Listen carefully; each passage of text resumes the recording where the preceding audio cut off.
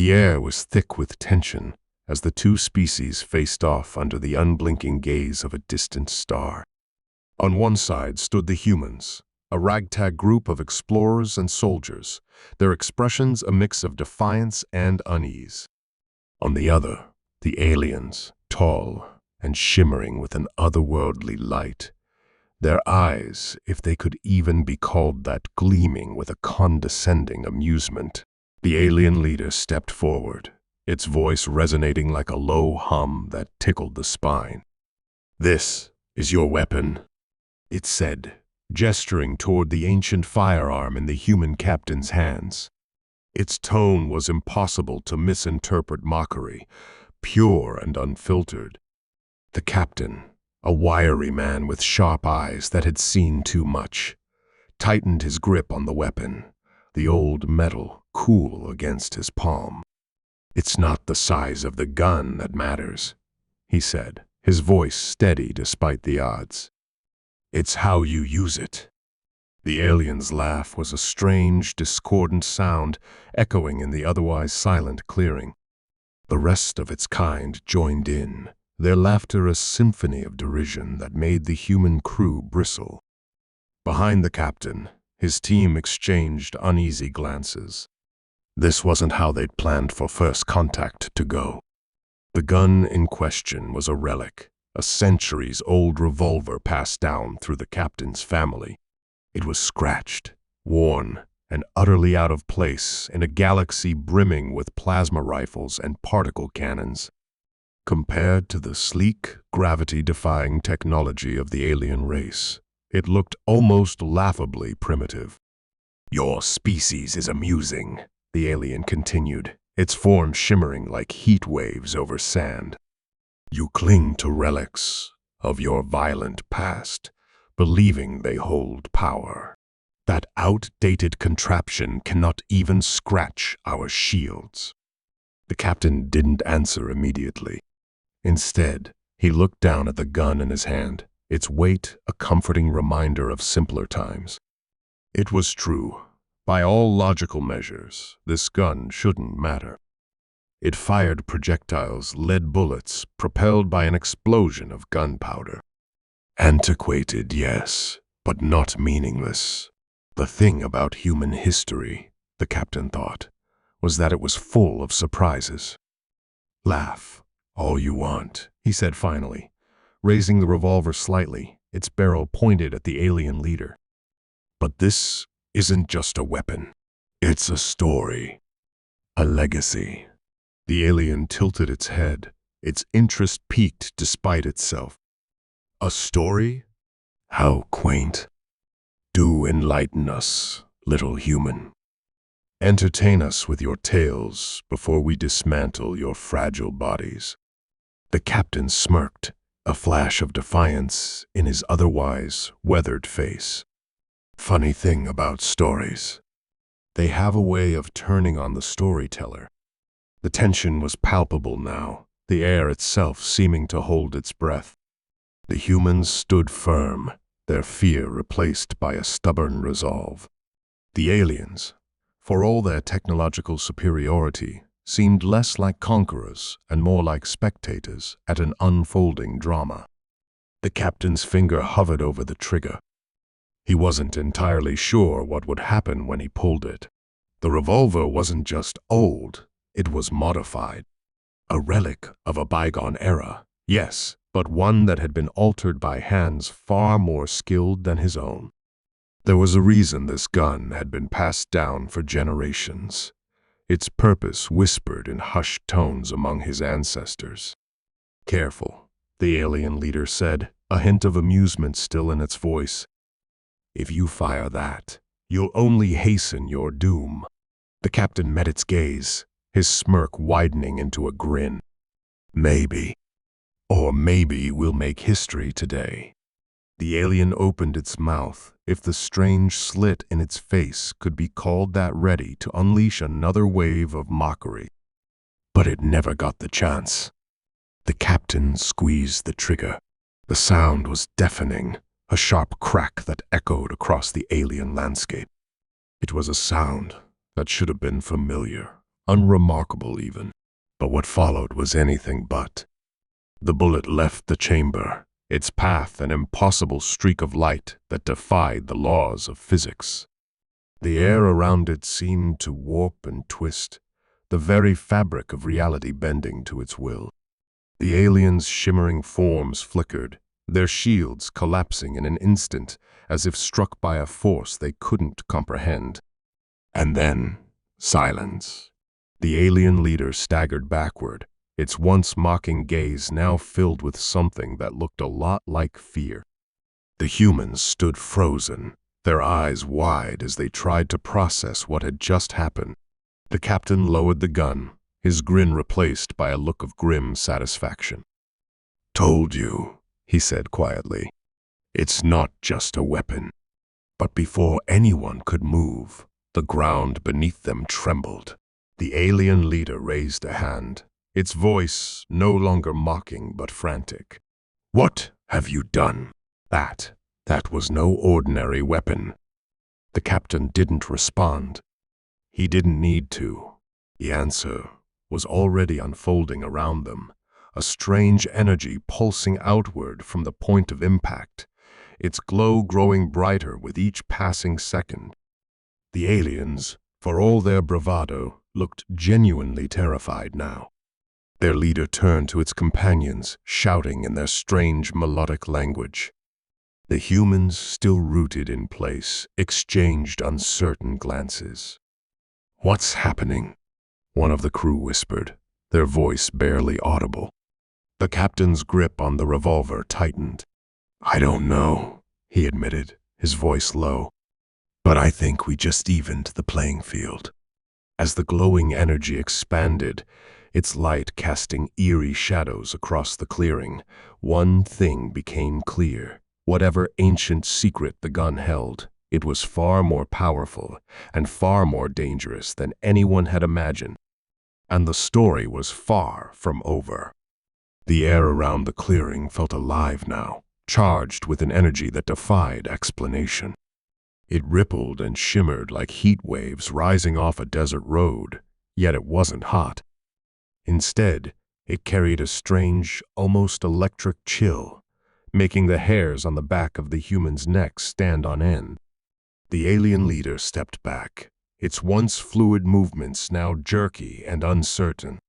It turned its head sharply, as if scanning the horizon for something no one else could see. The captain's team stood frozen in a mix of fear and awe. None of them dared speak, not even the usually brash engineer who always had a sarcastic comment ready. The revolver still hung loosely in the captain's hand, its barrel pointed at the ground. It looked so ordinary now, its dull metal glinting faintly in the strange light. But everyone knew better. Whatever this ancient weapon was, it had just done something impossible. The captain's thoughts raced as he tried to piece it all together. The gun had been in his family for as long as anyone could remember, handed down from one generation to the next like some sacred relic. But it had always been treated as little more than a symbol, something to remember their roots, their grit, their survival against the odds. His father had once told him it was more than that, though. "This gun's got a history," his father had said, his voice low and serious. "It's seen things, done things, and someday you'll understand why it's so important." But the captain hadn't understood. Not really. Not until now. "What's happening, Captain?" one of his crew finally managed to ask. The voice came from his right Claire, the youngest member of the team, her wide eyes reflecting the strange, pulsing glow. The captain didn't answer right away. He didn't have an answer. Instead, he glanced at the alien leader, whose previously smug demeanor had completely crumbled. It was speaking rapidly to its companions in their melodic, unearthly tongue, gesturing wildly toward the humans, the revolver, and the spreading energy. "They're scared," Claire said, her voice barely above a whisper. The captain nodded. "Yeah, and that's not something I thought we'd see today." The glow intensified, and the ground beneath their feet began to vibrate. It wasn't violent, not yet, but it was enough to make everyone uneasy. The captain glanced around the clearing, his soldier instincts kicking in. They were out in the open, exposed, and whatever was happening wasn't going to stop on its own. "We need to move," he said, his voice firm but calm. "This isn't a safe spot anymore." "And go where?" another crew member asked, his tone edged with panic. "We're surrounded by these things." He wasn't wrong. The aliens were everywhere, tall, shimmering figures that seemed to blend with the light, their movements graceful yet unnervingly alien. But they weren't attacking. Not yet. "They don't know what's happening any more than we do," the captain said.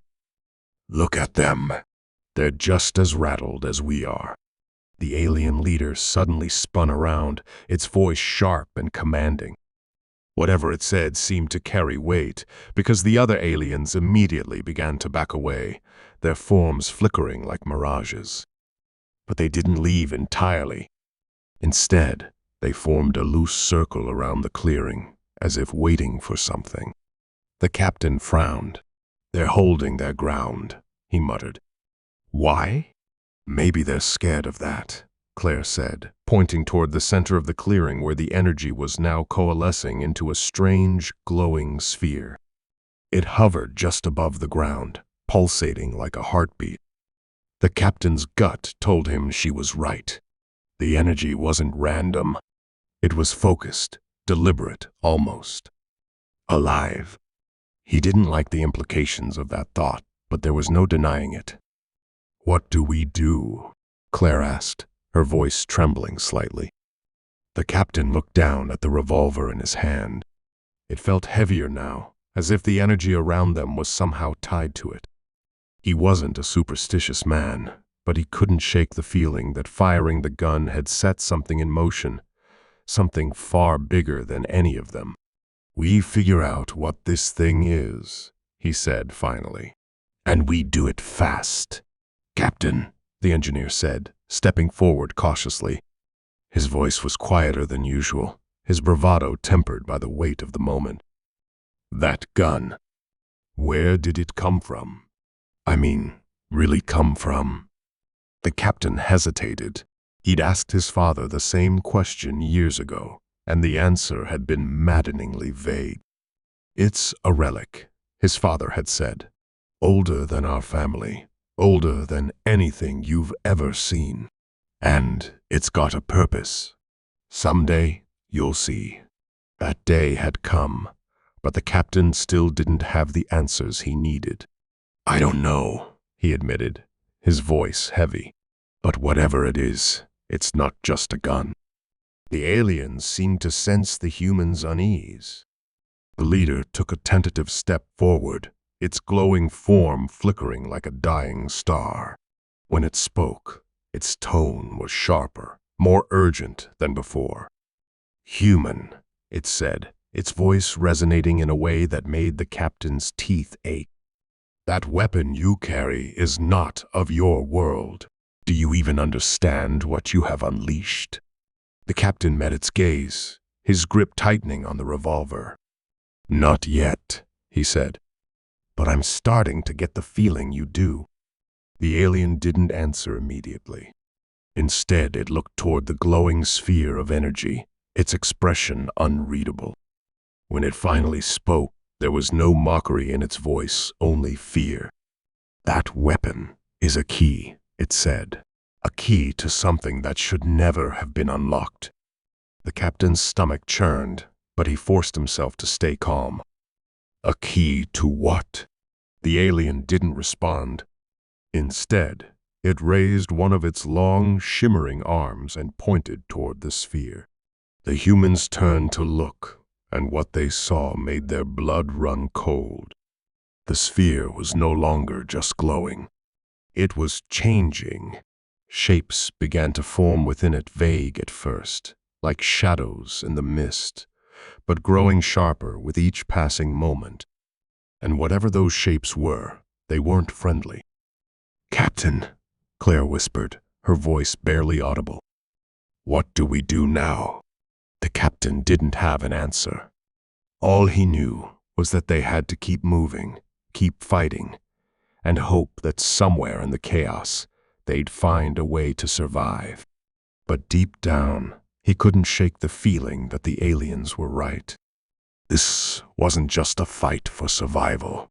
It was something much bigger. And it was only just beginning. The shapes inside the sphere grew sharper, more distinct, and what began as mere shadows now revealed themselves as something entirely alien, even to the extraterrestrial beings encircling the clearing. They twisted and shifted unnaturally, like living silhouettes that didn't obey the same rules as the rest of reality. The pulsing energy seemed to intensify with each movement, casting long, wavering shadows that danced across the faces of everyone watching. The captain's heart raced, but his expression remained controlled. Fear wasn't a luxury he could afford right now. His team needed him to keep his head, even if his instincts were screaming at him to run. The revolver felt like dead weight in his hand, the cool metal almost burning against his skin. Whatever it was, whatever it had unleashed, was far beyond anything he could comprehend. "Captain," Claire said again, her voice trembling. "Those things, they're coming through, aren't they?" The captain didn't answer immediately. He could feel it too, the tension in the air, the pull of the energy. Whatever was inside that sphere wasn't just forming, it was pushing. It wanted out. The alien leader spoke, its voice sharp and clipped. "You don't understand what you've done. That weapon was never meant to be used. It was meant to be hidden, forgotten. A barrier between your kind and the ancient ones." The captain turned to face the alien, his jaw tightening. "You could have mentioned that before we met." The alien's shimmering form flickered, its edges seeming to dissolve momentarily before reforming. "You were warned, human. Your species was warned long ago, but you are too short-lived, too careless with the gifts and curses left behind." "That's a nice story," the captain shot back, his voice hard. "But right now, I'm a little more concerned about the things trying to break out of that glowing death orb." As if on cue, the sphere shuddered violently. The shapes inside it pressed harder against the barrier, and for a split second, the surface rippled outward, revealing something that looked like a clawed hand, or at least something approximating one. The sight of it made the air seem heavier, like it was pulling everything in toward it. The aliens around the clearing stepped back as one, their movements almost synchronized. The captain's team noticed it too, their fear mounting. "They're scared," the engineer muttered, his voice barely audible. "They've got all that fancy tech, and they're scared." "They should be," the captain said grimly. The alien leader stepped closer to him, its glowing eyes locked onto the revolver. "The weapon you hold was created to fight them," it said, its voice lower now, almost reverent. "But it is not enough, not against what lies beyond. You have unleashed what cannot be contained. The ancient ones are older than us all, older than this universe itself." The captain's mind raced. He didn't know whether to believe the alien, but one thing was clear: this was no ordinary battle. And whatever these ancient ones were, they were nothing his team or their technology was prepared for. "We can't just stand here," Claire said, her voice rising. "We have to do something." "I'm open to suggestions," the captain replied, his tone sharper than he intended. The ground trembled again, harder this time, knocking several of the humans off balance. The sphere's glow intensified to a blinding white, and a deep, resonant sound filled the air, a low hum that vibrated through their bones. "We need to fall back," the engineer shouted over the noise. "If that thing goes, We'll be caught in whatever happens." The captain glanced back at the alien leader. "You've got all this advanced tech. Surely you've got something to stop this." The alien shook its head slowly, a gesture that looked oddly human. "We had ways, long ago, but we abandoned them when we realized the cost. To interfere now is to risk total annihilation. So you're just going to stand there and let it happen? We cannot stop them. Only delay." The captain clenched his teeth, frustration boiling beneath the surface. He looked at his team, tired, scared, but still standing behind him. They were depending on him to lead, to make the impossible decisions. He looked at the revolver in his hand, its surface seeming to hum faintly now, as if resonating with the growing energy. "What about this?" he asked, holding it up. "You said this was a key. Is it the key to stopping them?" The alien's gaze, or whatever equivalent it had, focused on the gun. "It is a key, yes. But a key is useless without the lock. And the lock is gone." The captain swore under his breath. Every answer seemed to lead to more questions, more dead ends. The ground shook again, and this time the sphere cracked. A spiderweb of black lines spread across its surface, and the shapes inside became clearer, larger, more distinct. And then, for the first time, they heard it. A sound, low and guttural, like the growl of a predator too large to comprehend. It rumbled through the clearing, sending the humans stumbling, and the aliens backing away even farther. The growl deepened, turning into something almost like a word, though it wasn't in any language they could understand. The captain's grip on the revolver tightened. He didn't know what he was supposed to do, but he knew one thing: running wasn't an option. "Not anymore." "Captain," Claire said, her voice trembling but steady. "Whatever's coming through, it's not stopping." "I know," he said, his voice grim. The sphere cracked again, and this time a jagged piece of its surface broke away entirely. A flash of blackness spilled out, darker than anything they'd ever seen, as if it was sucking the light from the air around it. The shapes moved faster now, their edges sharper, more menacing. The alien leader stepped forward, its voice booming over the growing noise. "If you wish to survive, human, you must use the weapon again. But know this, it will not save you. It will only postpone the inevitable." The captain turned toward the sphere, raising the revolver. His crew stepped back, their eyes wide with fear and uncertainty. "Captain," Claire said, her voice barely audible, "are you sure about this?" "No," he admitted, his voice steady. "But it's the only chance we've got." He aimed the gun at the sphere, his finger hovering over the trigger. The shapes inside moved faster, their growls turning into an ear-splitting roar. The ground buckled beneath his feet, and the light from the sphere exploded outward in a blinding flash. And then everything stopped. The world held its breath. The captain's finger pressed down. The revolver's crack shattered the silence, a sound that somehow cut through the roar and the blinding light like a blade. But what followed wasn't what anyone expected. The bullet left the barrel, a streak of molten energy that seemed to ripple with impossible power. But instead of hitting the sphere directly, it stopped midair, frozen inches from its surface. Time itself seemed to stutter, the bullet suspended in the pulsing glow as though caught in an invisible hand. Everyone froze, human and alien alike. The captain lowered the revolver slightly, his eyes locked on the impossible sight.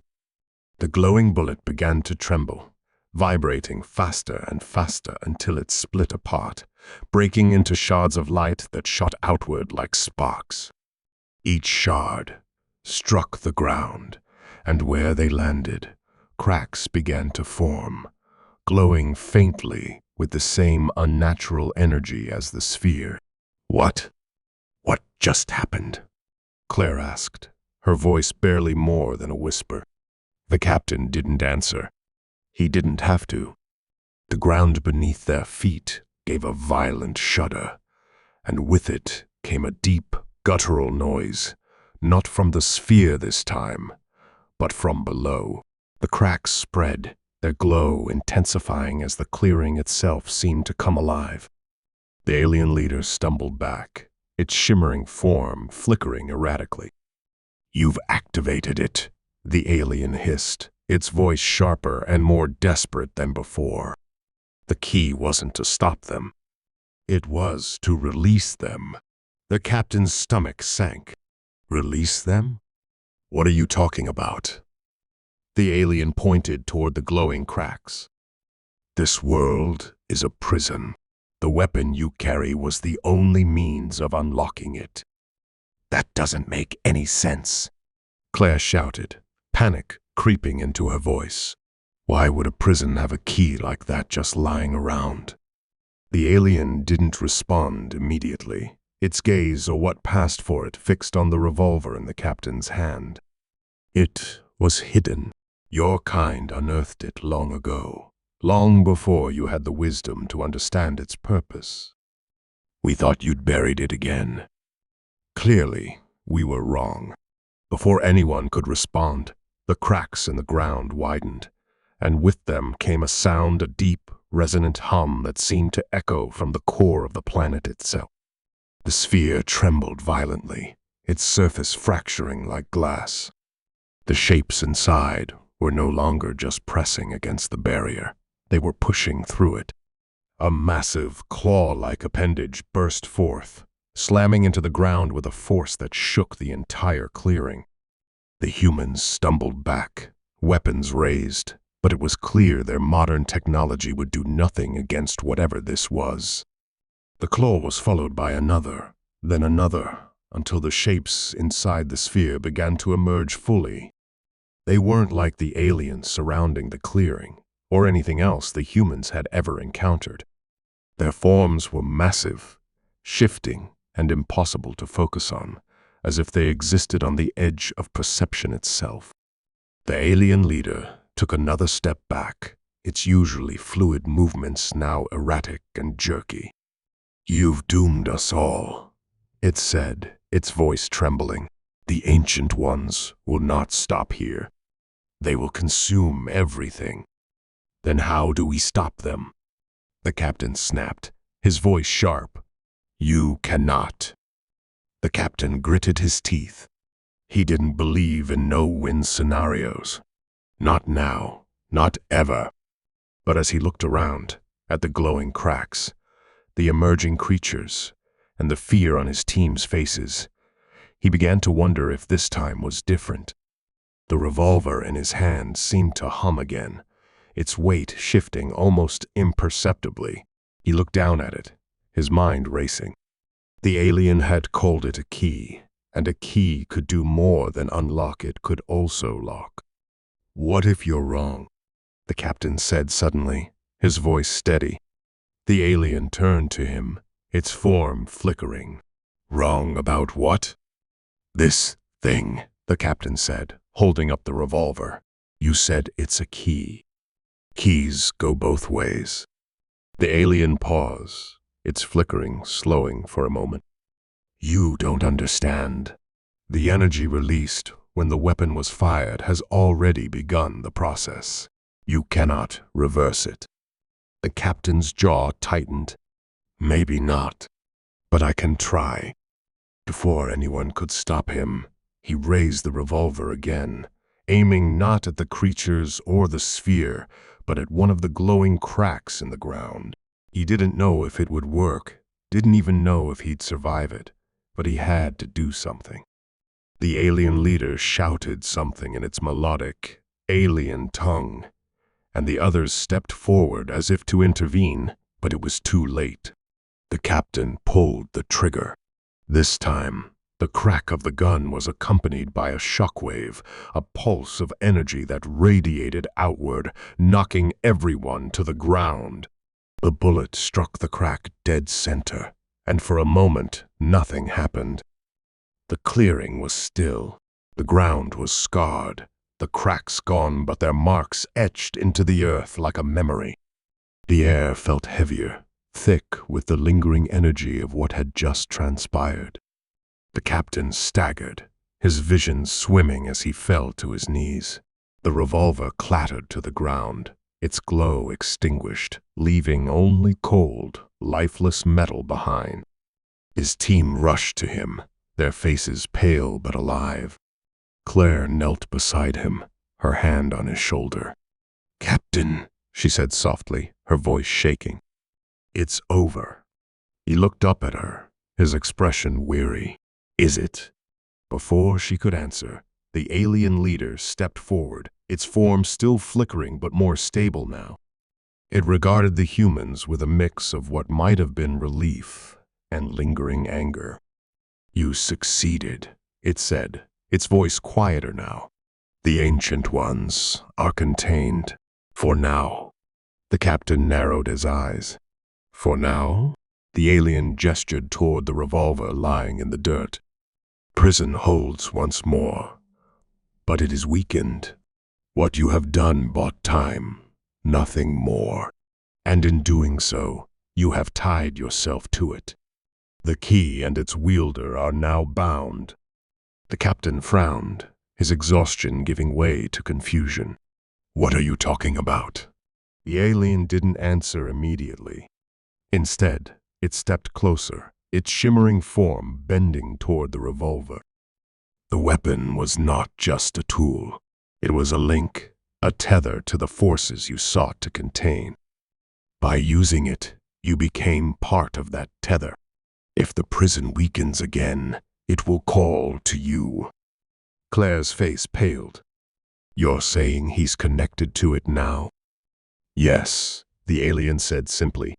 "And when the time comes, he will be the one to decide whether to strengthen the lock or to let it break."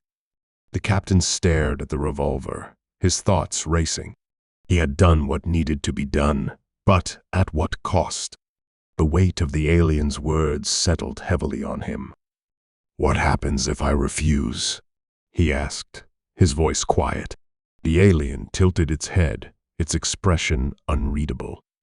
"Then the Ancient Ones will rise again, and there will be no stopping them." The captain didn't respond. He didn't need to. The answer was already clear. As the alien turned to leave, the captain reached for the revolver, its cold surface familiar in his hand. He didn't know what the future held, but he knew one thing. He wouldn't let this happen again. Far above, the stars shone brightly in the night sky, silent witnesses to a battle fought and a fragile peace restored.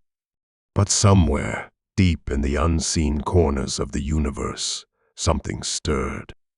And it was waiting. The silence after the chaos was deafening, almost unnatural. The team stood in the scarred clearing, the ground beneath them etched with the memory of what had transpired. Though the immediate danger had passed, a heavy weight settled over everyone. The captain, still clutching the revolver, sat on the ground, his breathing uneven but steady. The cool metal in his hand felt different now, not just a weapon, but a reminder of everything they had just endured. Claire crouched beside him, her hand resting lightly on his shoulder. She didn't say anything at first, letting the silence linger. There wasn't much to say. Finally, she broke it, her voice soft. "We're still here. That's what matters." The captain looked at her, his expression unreadable. "Is it, though? If what it said is true, this isn't over. It's just paused." The others gathered around, their faces a mix of exhaustion and unease. The engineer shifted uncomfortably, his gaze fixed on the now lifeless revolver. "So what do we do?" We can't exactly bury this thing and pretend it didn't happen. The captain nodded slowly, his mind turning over the alien's cryptic warning. No, we can't. But we can prepare. If this thing calls to me like it said, I need to be ready for when it happens. Claire frowned. And what about the rest of us? You're not in this alone. For the first time, the captain allowed a faint smile to cross his face. I know, and I'm grateful. But if this is my responsibility now, I can't ask anyone else to carry it. Too late for that, Claire said firmly. We're all in this together, whether you like it or not. The alien leader, who had remained silent, finally spoke.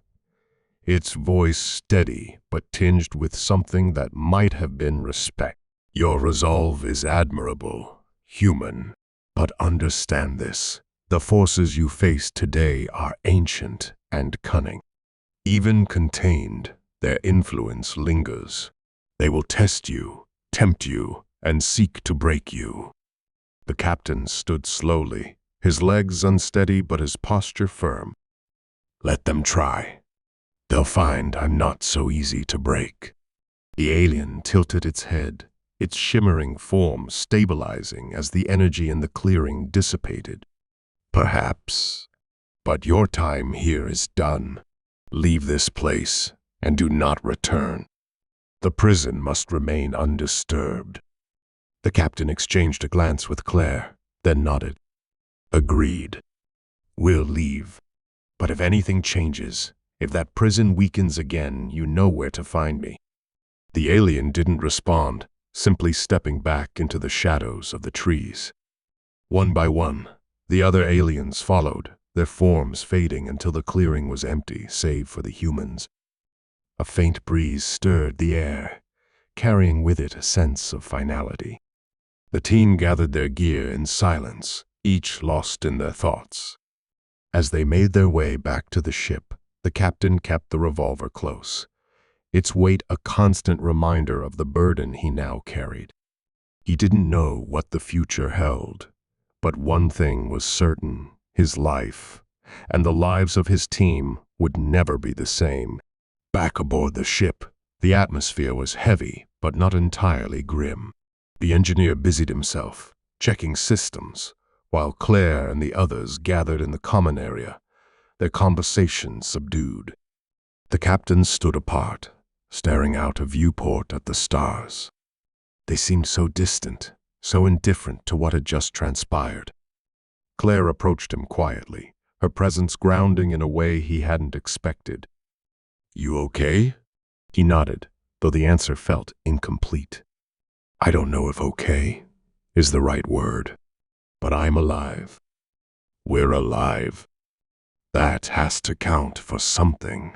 She leaned against the bulkhead, her gaze following his. Do you think it's really over? He shook his head. No, but we bought time. Maybe enough to figure out what we're up against. Maybe enough to stop it for good. They stood in silence for a moment, the weight of everything settling around them. Finally, Claire broke the quiet. We'll figure it out. Together. The captain glanced at her, a flicker of gratitude in his eyes. Yeah, together. The days that followed were a blur of repairs, debriefs, and moments of quiet reflection. The revolver was secured in a reinforced case, locked away but never far from the captain's mind. He could feel its presence, a faint hum at the edge of his senses, as though it were waiting. The team didn't talk much about what had happened on the planet. There was an unspoken agreement to focus on the present, to keep moving forward. But the experience had changed them all in subtle ways. The engineer, once skeptical and light-hearted, seemed more thoughtful. Claire, always the steady voice of reason, carried a sharper edge of determination. And the captain. He had always been a man of resolve, but now there was something more. A sense of purpose that went beyond the mission, beyond the stars. Months passed, then years. The team continued their work, exploring new worlds and facing new challenges. But the memory of that day, of the ancient prison and the creatures within, never faded. The captain remained vigilant, always listening for the call, always ready for what might come next. And then, one quiet night, aboard the ship, it happened. The revolver, locked away and untouched, began to hum softly, its glow faint but unmistakable. The captain felt it before he saw it, a pull deep in his chest that he couldn't ignore. He stood in the dim light of his quarters, staring at the case, his heart pounding. Claire appeared in the doorway, her expression calm but resolute. "It's time, isn't it?" He nodded, his hand hovering over the case. "Looks like it." She stepped inside, her presence steady as always. "Whatever this is, we'll face it. Together."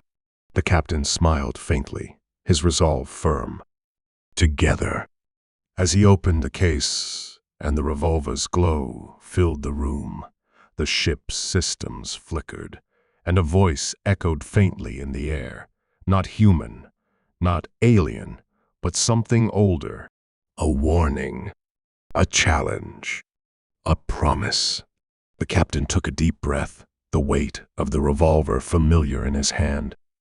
"Let's finish this." And with that, they stepped into the unknown, ready to face whatever came next.